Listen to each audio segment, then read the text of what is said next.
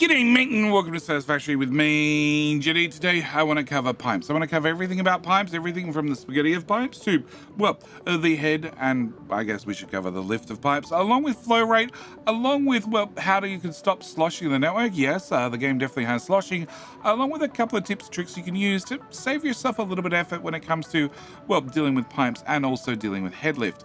And probably uncomplicating some of your piping networks. But before I get to any of that, I just need to ask a very simple question, and that is, well, can I borrow a like? I just like to borrow a like. I like to borrow a like early in the video. If you're not happy with the video, you didn't enjoy the video, then by all means you can have your like back, but your pipe network might end up looking something like this. Speaking of this particular pipe network I have in front of me, let's start, well, using this as our first example. As we can see, we have these wonderful rings going, well, in our case it's going to be left to right, and if we interact with the pipe, we can confirm that definitely the blue liquid shown in the window is, well, water. Yeah, at the same time, we can see what the flow rate is, what the maximum flow rate is, and I can choose to flush this one pipe or the full network from right here. If I flush this one pipe, you're going to, nope, I'm going to have to flush the whole network. Fine, flush the whole network, because otherwise it fills up too quickly. And as you can see, as the pipe empties out, as the pipe has less liquid in it, the rings slide towards one another, and that is until they refill. As they refill, those rings will slide back apart, and that way you can gauge from a distance how much fluid is in the pipe. In saying this, this is a pipe Mark 1. Right beside it, I have a clean pipe. Because it's a clean pipe, well, it doesn't have those little rings. This is a normal pipe now, but because it's so short, it also doesn't have those rings. That's a longer one. Can we go pipe Mark 1 there to there? And that way we can see our lovely rings, and that way we get a gauge on our pipes. Oh, look, no, you have no liquid still. Oh, this one has liquid. Yep, it has liquid. So can I move that to one side? Yep. So as the pipe fills up, the rings get pushed back. Also, we still have that those clamping movements to indicate which way the fluids are actually flowing. And of course, the more violent that action is, the faster the fluid's actually moving through the pipe. But the next thing we need to talk about is, well, head. Head is very, very important, and well, we should definitely go talk about it. So every different building in the game has, every different fluid building in the game has some sort of head lift. So if we bring up our production and we go to, well, a water extractor. Water extractor on the right hand side, we can see has a default extraction rate of 120 cubic meters per minute of water, and also has a head lift of 10 meters. So if I was to put down some concrete right about there, and can I put another sheet on top? Cool. Right there.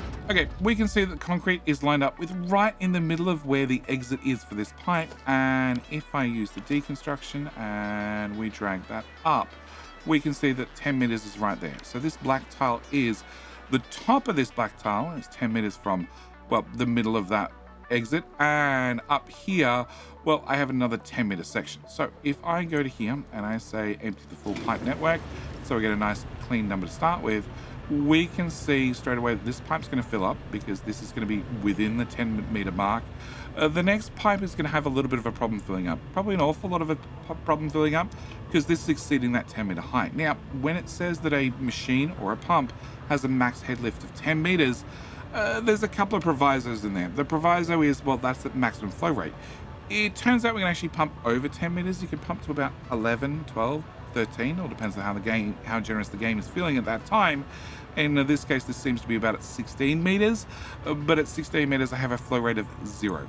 Absolutely 0. There is nothing else I can do. There is no more liquid going to come out of this pipe whatsoever. 6? Is that 6? Can I drag that up? Yeah, 6 meters it turns out. Yeah, put a 6 on it. Yep, it's definitely 6 meters. So I can pump around about 16 meters from our water extractor, and as you can see, after we've pumped up that high, well, the buffer tank is full for the water extractor and it's not going to pump any higher. Now, if I took water out at this height and put it into a machine, it'd have a flow rate of 0.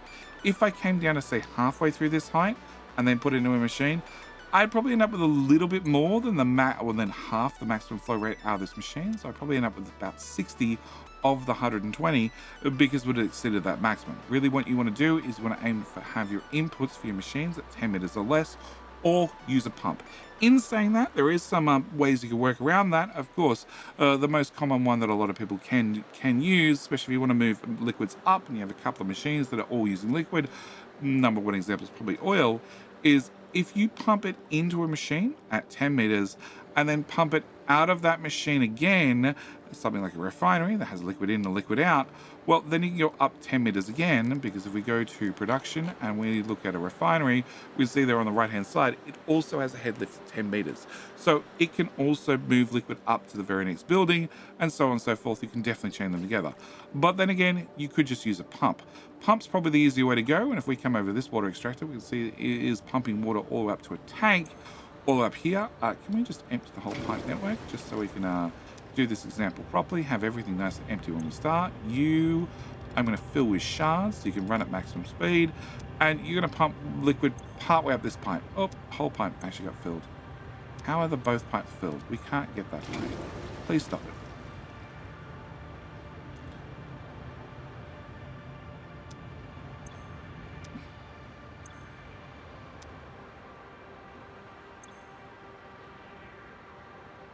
Well,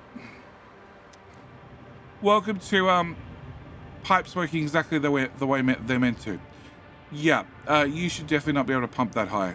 Let me guess. If I remove that, that resets everything.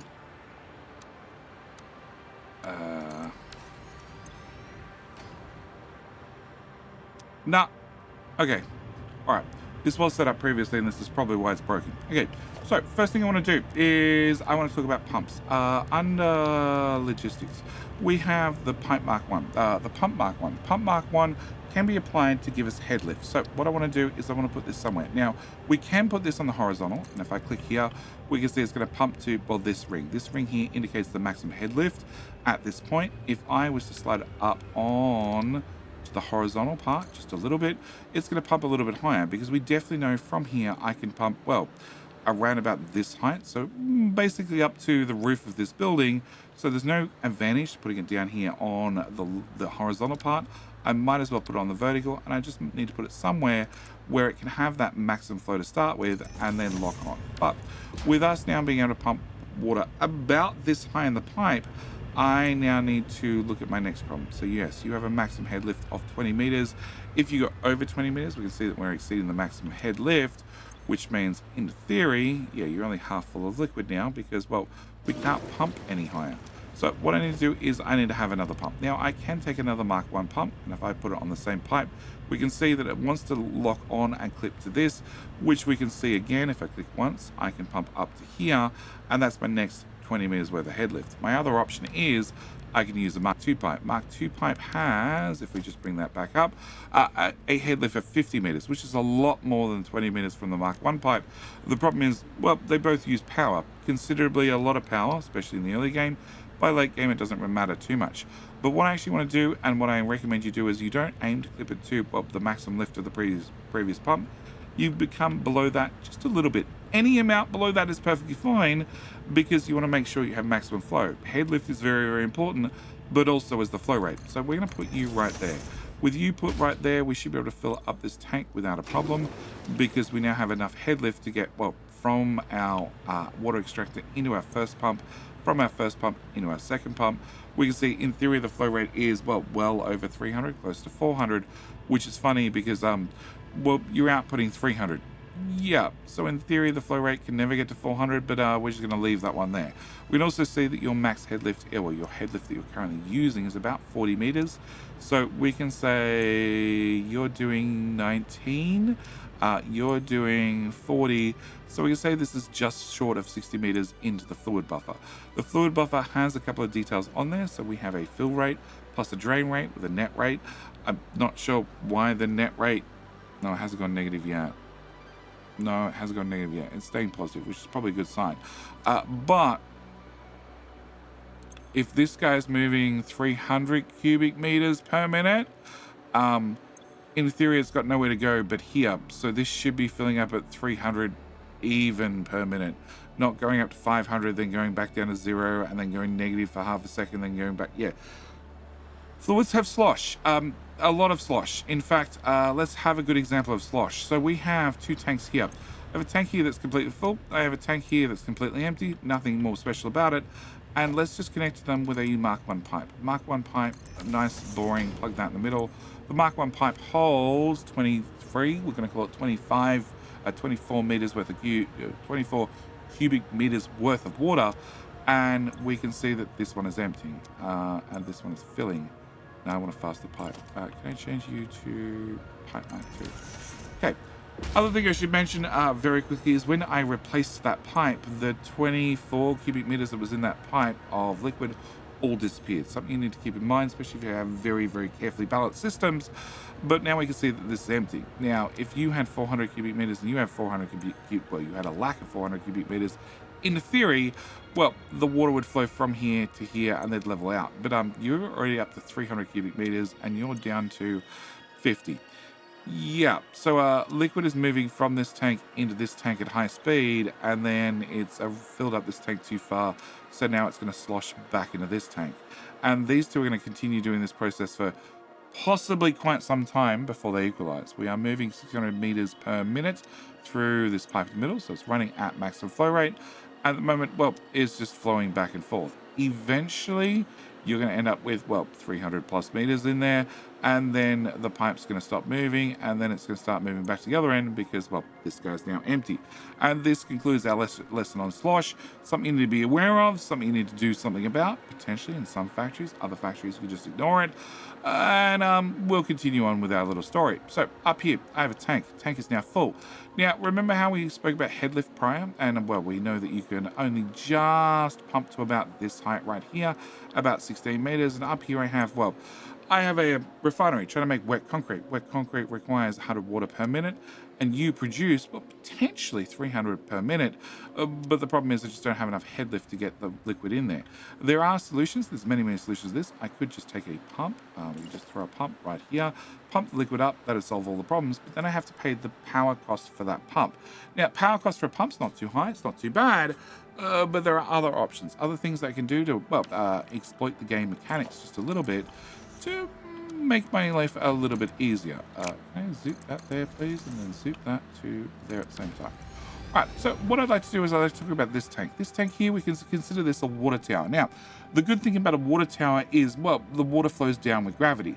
So if you have something very, very high, it uses, well, that item, the highest item in the network, to calculate head lift. So if this tank happens to have 5, 10, 20 meters worth of head lift from this point up, it means that if I run this all the way down, then I end up with, well, the 19 meters here plus the 45 meters here. So we're going to call that 65 meters at this point, plus another 5 or so. Yeah, 70 meters worth of head lift if I was to flow this down and plug that in there. That's exactly what we're going to do. So I'm going to bring this down. I'm going to drop this off right there will do. And then we can plug that into there. Now, with that done, we're going to have a new sensation, let's say. The first sensation we're going to have is, well, water's going to flow down this pipe into here and then into there, which means this is going to fill up very quickly. It also means this guy needs to kick back in because, well, our tank's now emptying, which means I'm paying that cost for these two pumps. In saying that, I'm not paying any cost for any pumps over here to pump this water up. But I'd like a better option, a cheaper option, you might say, a freer option. And we can achieve that with a valve. If I put a valve in here and I configure this valve to have a flow rate of exactly 0, well, that means I still have the calculations of head lift from this point being 70 meters, and that's plugging into this pipe that now thinks it has a head lift of 70 meters, which means this pipe's staying full of liquid because, well, it can pump it up there for reasons that are unknown to you and me, but just a feature of the game. Also means you have plenty of fluid and you're going to keep running happily forever, even though there are no pumps attached here. Also means that using the same principle, rather than me having many, many water extractors with many, many pumps, I can continue to use that to, well, move liquid around. Can I get a fluid buffer? Can I get with a 0 fluid buffer? Yeah, one of them. And if we plug this into here and double check it, it's definitely empty. It's definitely not flowing. Excellent. Perfect. Okay. Can we flush the full network and still empty? Yep. Thought it might be. If I bring this out to here and then on to, say, here and then over here, and I just put an intersection in this pipe, it's not going to change how it's operating. It still has fluid in it. It's still going to be running uphill perfectly. is still going to be running in this machine without a problem. But if I T-junction off there and into here, I'm back to that first problem. That first problem that this tank is going to end up emptying by coming down, around, and then into this tank. And we can see fluid is definitely running into this tank. But again, if I put in, well, just one more valve, right about here somewhere. Come on, I saw you. There you go. And I set this valve to 0 as well. Well, then this tank can remain full nice and slowly by one pump, one water extractor plus a couple of pumps, and it now means that this can run at full speed, producing its full 120, which are going to get pumped into this tank at a speed of, well, hopefully around about 120, even though there is no way that this has any head lift to get up and over the concrete and into there. Just a quick way if you want to save yourself a whole lot of well, pumps in the long run. Speaking of pumps and sloshing, you're at 160 and going down. You're at 250 and going up. Eventually they'll equalize, I'm sure of it. Okay, next example we have is how to do priorities. So here we have another water extractor. This is doing 120 per minute. We're making wet concrete here, which requires 100 water per minute, with a second one beside you, which needs another 100 per minute in theory. But I want to prioritize the system. I want to prioritize the system if I'm using something like a recycled plastic recipe. Recycled plastic recipe brings in rubber and also brings fuel, and then turns the rubber and the fuel into plastic, which is very good, very handy, as long as you make sure that you have rubber. If you don't have rubber because you're using a little bit of the rubber, which means you can't convert your rubber into plastic, then you might end up with a situation you have extra fuel. If you have extra fuel, then the system might back up. The way we'd normally take care of this would be with an awesome sink, but of course you can't put fuel directly in an awesome sink. What you can do is you can put in definitely a priority to make sure fluid flows the direction you want it to, and that's exactly what I have right here. So I have our little pump, our little water extractor that has our little pump. Pump is going to bring the fluid up. We're running through a couple of pipes into a T-junction. T-junction is then sliding off into here, and the other side of the T-junction is sliding into, well, the second machine. The second machine that requires another 100 water per minute, which is definitely not getting 100 water per minute, because what I have here is I have this little riser. So because I have this riser, the tanks, the pipes, they all fill up from the bottom to the top. So all the fluid is rushing in this way first. If we click on this one, we can see it's going to have a fluid flow rate of around about 100 meters per minute, whereas this is going to have a flow rate of, well, probably around about 20 eventually. It takes a little while to average out. It's the fun of fluids with all the slosh and everything else. Trying to get exact numbers read on them is a very hard proposition. That's why I really recommend that before you start designing your systems in game, you take a moment to design out with pen and paper, something like the Satisfactory Mod Lab, which I did a video on previously.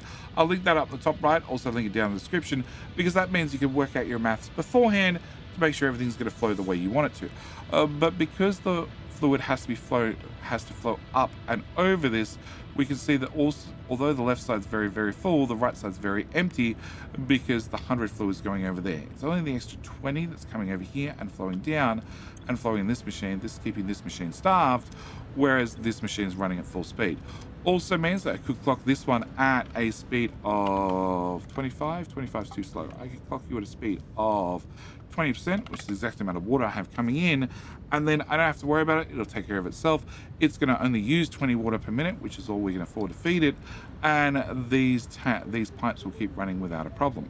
So obviously, if I can have a priority splitter, which is exactly what this is, we're bringing out the fluid as a priority into the first machine. I also want to priority splitter in the opposite direction, where I can make sure that the fluid goes the direction I want it to. So right here I have the same thing. We're doing wet concrete. I have, well, one machine that's using all the water, and has a pump.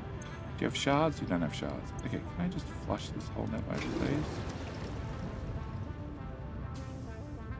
So you're going to be running using 100 water per minute, and you're going to be running, in theory, using 50 water per minute. You have too much water. Can I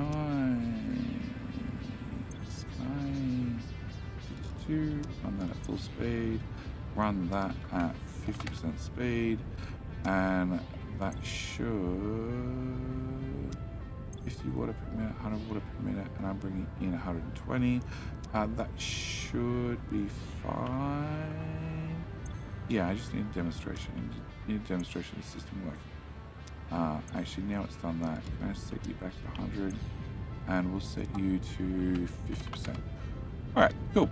All right, so we have water coming in. We can see the first machine is definitely running at full speed at all times.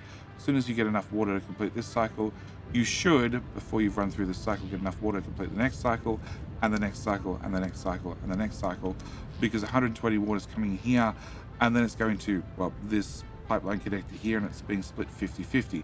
So we're actually putting 60 in here and 60 in here. Then we're getting to the next pipeline connection, where in theory I'm bringing out 60 in that direction, 60 in that direction. The problem is, well, you don't need 60, which means that some of the water can backflow and then head in here, which means you should be able to get your whole 100 water per minute and keep running at full speed.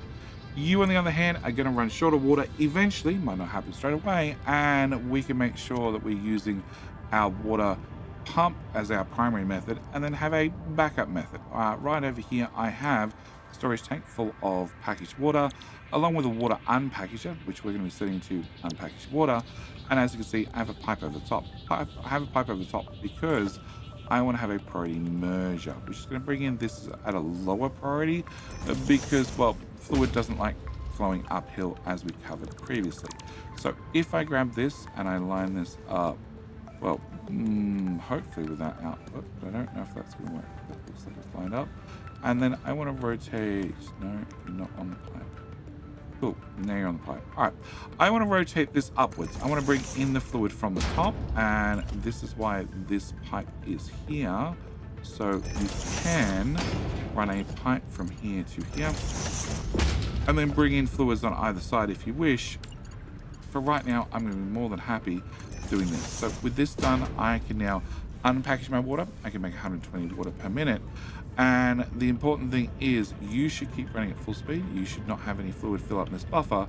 And this little bit of water coming into these pipes should make sure that this stays full of water, and should also make sure this one stays full of water, because we now have a combined total of 240 coming into the system.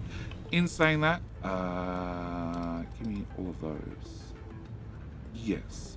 In saying all that, we can see this one is not running at full speed because it doesn't need to run at full speed, because we're not using 120 water per minute. We're using closer to, well, 50 water per minute. You're using 100, so that means I'm using close to 30 water per minute, which means you should have an uptime of about 30%. So this ratio here will change over time as the machine slows down, as it gets a longer runtime. It'll then exactly work out exactly what its uptime is. Very important reason why I want to mention this one is for other recipes that you're going to get in the future, like sloppy aluminum. Sloppy aluminum is a very handy recipe. It makes aluminium so much easier.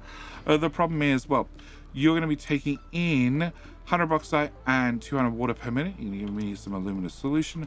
The aluminum solution, well, actually passes right out of the back of this and straight into the next machine, and that takes in the whole 240, plus it takes in 120 coal, but it gives you back 120 water. You've got to remember the very first recipe required 200 water per minute. So I actually have a surplus of water, which means I need to find something to do with it.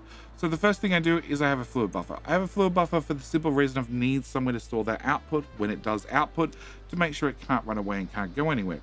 After that, we go into a pipe, and then we go into a valve. The reason we go into a valve is the valve stops fluid flowing in reverse. Valves are going to be a one direction item, very, very handy to make sure fluid is flowing the direction you expect it to. And then, as you can see, I have, well, the same as we've done before, I have a pipe on top of the pipe. The idea being that I can come from here and come to any water extractor pipe, plug that in, and then use that to force fluid down and into the system. That can only work if we're actually short of water in this system, which we're going to be short of water all the time because, well, we have 120 water being returned and into the system via this valve and this tank. So that's what I want to cover for right now. The other thing I did want to do is I want to come back and check on these guys, which are... you should be stopping at about 200. You are not stopping at 200. Way over 200. 80 is too low. You're going to get to about 70, and then you're going to start filling back up. Yeah. So this is one of the things that you need to remember with Satisfactory, that the fluids do slosh back and forth, and that means that you need to take care of things. You need to make sure that you have either valves to stop fluid backflowing, or of course pumps to stop fluid backflowing, and apply head pressure as well. By all means, you could use something as simple as a water tower. Just do remember that this needs to stay full, otherwise the system won't work.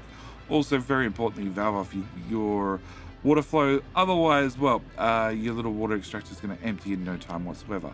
The other thing you need to remember is if you have any recipe that's going to be recycling some sort of the goods, be it either on belts or pipes, make sure you put in some sort of priority merger. There is many different ways to do mergers in the game, including priority mergers. Last thing I do want to add is our water extractors. Water extractors are placed obviously out in the water, and you can free build them just about anywhere. Your other option is, as we can see down here, is I've put in a couple of concrete foundations. I've put in 2 concrete foundations, give me a total of 8 meters worth of depth before I put a 1 meter foundation on the bottom, which now means I can pick up the water extractor, hold down the control and snap to the grid, which does make building them in a straight line that much easier. But with all that said and done, and our tank half full of water being supplied by well, a pump without any head and pump that's off, I'm going to call this video here. As always, I'm going to thank you guys so much for watching. I'm going to say I do hope you enjoyed. If you're interested in things like my blueprint for sloppy aluminium or anything else, by all means, swing past my Discord. Link in the description and the pinned comment below. They're both there. And don't forget, if you're curious on, well, how to plan out the factory with pen and paper, so to speak, before you get into the nitty-gritty of actually building in the game, just so you hopefully make some less mistakes, I have also linked to this Satisfactory Mod Lab application down in the description as well. But with all that said and done, as always, thank you for watching. Hope you've enjoyed this quick little pipe tutorial, and I will see you in, well, the very next video. Bye.